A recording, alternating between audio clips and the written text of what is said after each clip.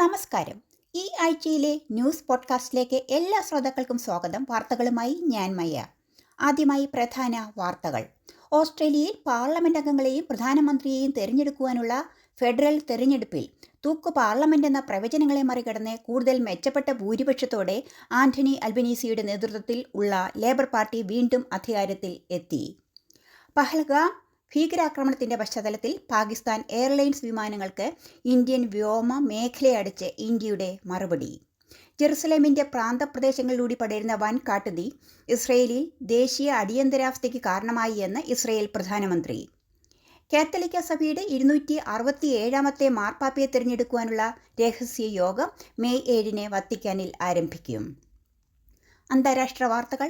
സൗരയൂഥത്തിന് പുറത്തെ ജീവന്റെ സാന്നിധ്യമുണ്ടെന്ന് കേംബ്രിഡ്ജ് സർവകലാശാലയിലെ ശാസ്ത്രജ്ഞർ.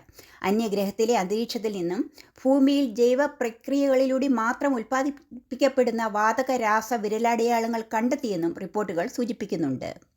ബ്ലൂ ഓറിജിന്റെ മുഴുവൻ സ്ത്രീകളെയും മാത്രമുള്ള ക്രൂദൗത്യത്തിന്റെ ഭാഗമായി അമേരിക്കൻ ഗായിക കേറ്റി പെറി ബഹിരാകാശത്തിലേക്ക് പോകണം എന്നുള്ള തന്റെ ആഗ്രഹം സഫലമായതിന്റെ സന്തോഷത്തിൽ 15 വർഷമായി ബഹിരാകാശത്തേക്ക് പോകണമെന്ന് താൻ സ്വപ്നം കാണുകയായിരുന്നു എന്ന് അവർ തന്റെ ഇൻസ്റ്റഗ്രാമിൽ എഴുതിയിരുന്നു.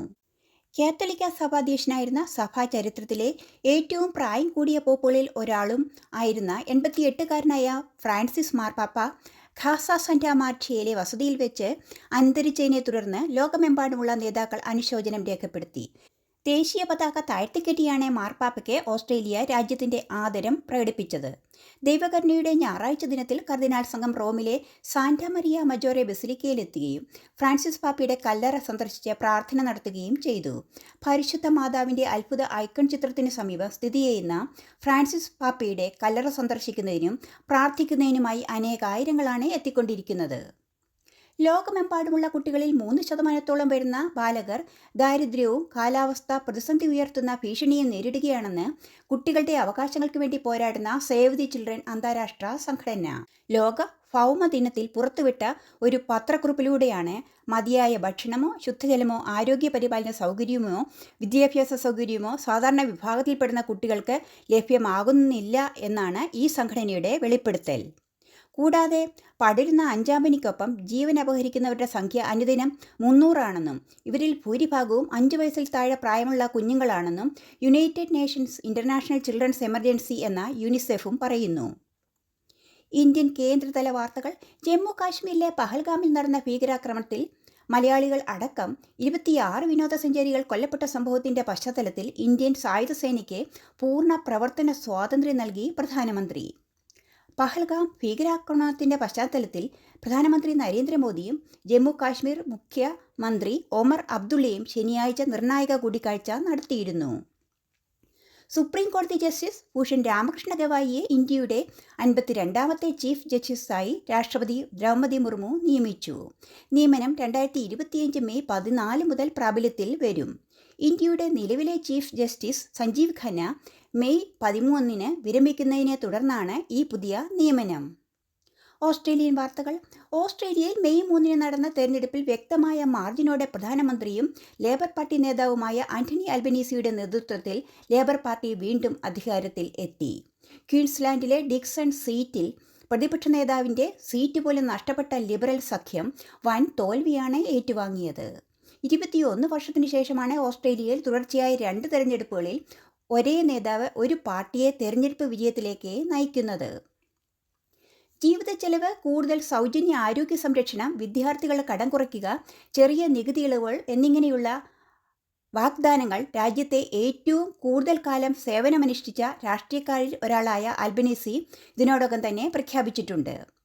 ഓസ്ട്രേലിയയുടെ പ്രധാനമന്ത്രിയായി വീണ്ടും തിരഞ്ഞെടുക്കപ്പെട്ട ആന്റണി അൽബനീസിനെ ഇന്ത്യൻ പ്രധാനമന്ത്രി നരേന്ദ്രമോദി അഭിനന്ദിക്കുകയും ഇന്ത്യ ഓസ്ട്രേലിയ സമഗ്ര പങ്കാളിത്തം കൂടുതൽ ആഴത്തിലാക്കുന്നതിന് അദ്ദേഹത്തോടൊപ്പം പ്രവർത്തിക്കുവാൻ ആഗ്രഹിക്കുന്നുവെന്നും ശ്രീ മോദി സൂചിപ്പിക്കുകയും ചെയ്തു. ഓസ്ട്രേലിയയിൽ വിവിധ സംസ്ഥാനങ്ങളിൽ ജാതിമത വകഭേദങ്ങളില്ലാതെ വിവിധ സംഘടനകളുടെ ആഭിമുഖ്യത്തിൽ ഏപ്രിൽ മാസം മുതൽ തുടങ്ങിയ വിഷു ഈസ്റ്റർ ആഘോഷ പരിപാടികൾ തുടരുന്നു. വിഷുക്കണി, വിഷുകൈനീട്ടം, വിഷു ആശംസകൾ, വിഷു സദ്യ, ഈസ്റ്റർ വിരുന്നുകൾ ഒപ്പം മറ്റ് കലാപരിപാടികളും പതിവ് പോലെ വിഷു ഈസ്റ്റർ ആഘോഷങ്ങൾക്ക് മോടികൂട്ടുന്നു. പതിവ് പോലെ മെൽബൺ അയ്യപ്പ സേവാ സംഘത്തിന്റെ ആഭിമുഖ്യത്തിൽ ഇത്തവണയും വിഷു ആഘോഷങ്ങൾ പുതിയ ചെണ്ട ഗ്രൂപ്പിന്റെ അരങ്ങേറ്റത്തോടെയാണ് ഭക്തി ആദരവുകളോടെ കൊണ്ടാടിയത്. തെക്കേ ഇന്ത്യൻ വാർത്തകൾ. കേരള സംസ്ഥാനത്തിന്റെ കോടികളുടെ സ്വപ്ന പദ്ധതിയായ വിഴിഞ്ഞം international deep water multipurpose seaport പ്രധാനമന്ത്രി നരേന്ദ്രമോദി രാജ്യത്തിന് സമർപ്പിച്ചു. വിഴിഞ്ഞത്തെത്തിയ പ്രധാനമന്ത്രി തുറമുഖം സന്ദർശിച്ച ശേഷം MSc സെലസ്റ്റിനോ മരീസ്ക എന്ന മദർഷിപ്പിനെ സ്വീകരിക്കുകയും തുടർന്ന് പൊതുസമ്മേളനത്തിൽ പങ്കെടുക്കുകയും ചെയ്തു. ഈ വർഷത്തെ SSLC പരീക്ഷാഫലം മെയ് 9 പ്രഖ്യാപിക്കും. ഫലം പ്രഖ്യാപിക്കുന്നതിന് ആവശ്യമായ മുന്നൊരുക്ക പ്രവർത്തനങ്ങൾ നടന്നുവരികയാണെന്നും 2 ഘട്ടങ്ങളിലായി മൂല്യനിർണ്ണയം കഴിഞ്ഞ് മാർക്ക് എൻട്രി നടപടികൾ പൂർത്തീകരിച്ചു കഴിഞ്ഞുവെന്നും കേരള വിദ്യാഭ്യാസ വകുപ്പ് മന്ത്രി അറിയിക്കുന്നു.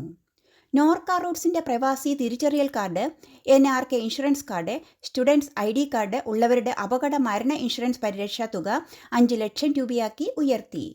മെഡിക്കൽ കോഴ്സുകളിലേക്ക് NRI സീറ്റിൽ പ്രവേശനത്തിന് അപേക്ഷിക്കുന്നവരുടെ കുട്ടികൾക്ക് അവരുടെ സ്പോൺസറുടെ തിരിച്ചറിയൽ രേഖയായി നോർക്ക പ്രവാസി ID കാർഡ് സമർപ്പിക്കാം.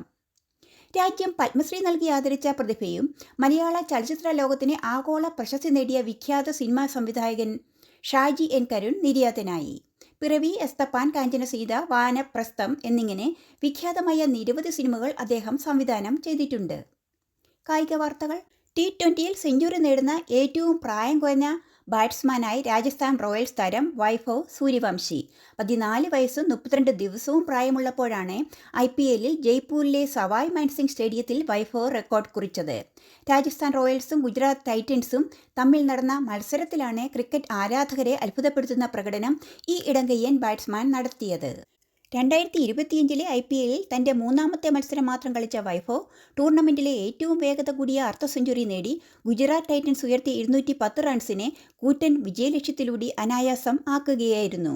ചാമ്പ്യൻസ് ട്രോഫി ടീമിൽ നിന്നും സഞ്ജു സാംസണെ ഒഴിവാക്കിയതുമായി ഉണ്ടായ വിവാദത്തിൽ മുൻ ക്രിക്കറ്റ് താരം ശ്രീശാന്തിന് 3 വർഷത്തെ വിലക്ക്. അസത്യവും അപമാനകരവുമായ പ്രസ്താവനകൾ നടത്തിയെന്ന ആരോപണത്തെ തുടർന്നാണ് കേരള ക്രിക്കറ്റ് അസോസിയേഷന്റെ പ്രത്യേക ജനറൽ ബോഡി യോഗത്തിൽ എടുത്ത ഈ തീരുമാനം. ഇതോടെ പോയ വാരത്തെ ന്യൂസ് ബ്രോഡ്കാസ്റ്റ് പൂർണ്ണമാകുന്നു. വാർത്തകൾ എഴുതി വായിച്ചതേമായ എല്ലാ ശ്രോതാക്കൾക്കും നല്ലൊരു ദിനം ആശംസിച്ചുകൊണ്ട് വിടവാങ്ങുന്നു. നന്ദി, നമസ്കാരം.